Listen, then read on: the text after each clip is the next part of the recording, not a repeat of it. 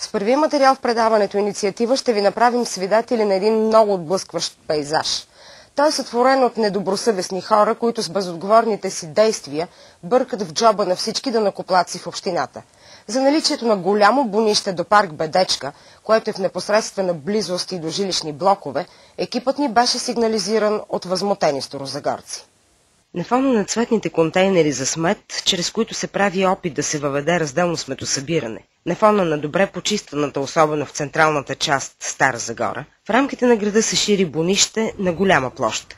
Като духа вятър, във въздуха летят нейлонови турбички и украсяват в кавички дърветата. Като се повишат още температурите, освен всичко останало, и ще замирише. Картината се обогатява пасторално от стадо крави, които си проправят път през буклука.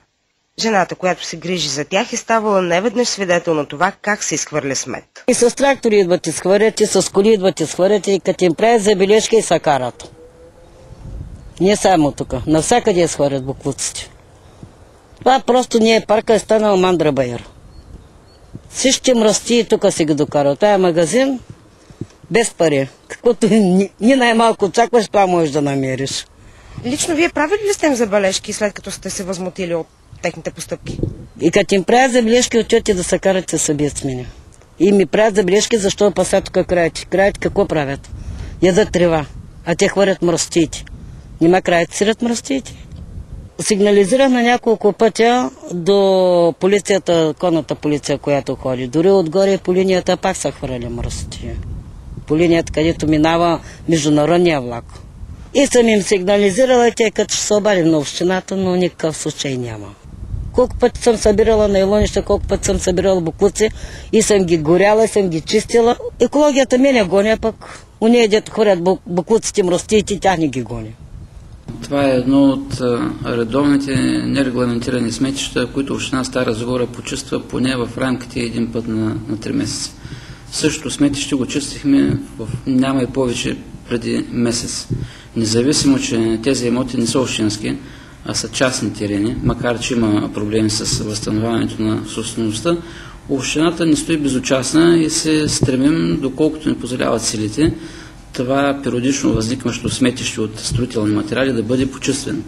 За голямо съжаление, хората, които живеят наоколо, за мен би трябвало повече да ни помагат и да ни дават конкретна информация при констатирането на съответното замърсяване за нарушители, за да могат нашите контролни органи да реагират на време. До сега нямаме такива сигнали. Едновременно с това около сметището и на тази поляна, която е зад техникумите, се е превърнало в пасище на селскостопански животни. Абсолютно забранено и категорично с всякакви общински наредби. На територията на град Стара Загора знаете, че е забранено отглеждането на селскостопански животни. Там също по всяка вероятност ще се наложи да потърсим собственика на тези животни, за да се отнесе глобата. Но за сметището, ако няма съзнанието и разбирането на жителите на нашия град, че там не бива да се изхвърлят строителни отпадъци, а и битови, няма да успеем да го ликвидираме.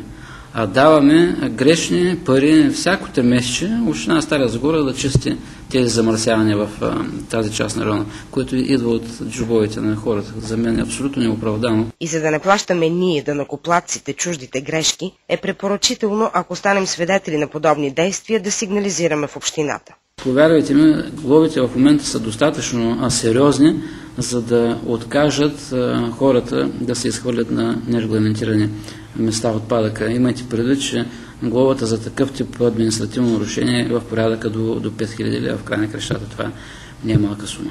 Телефоните за сигнали до екополицията са 614 873 и 614 875.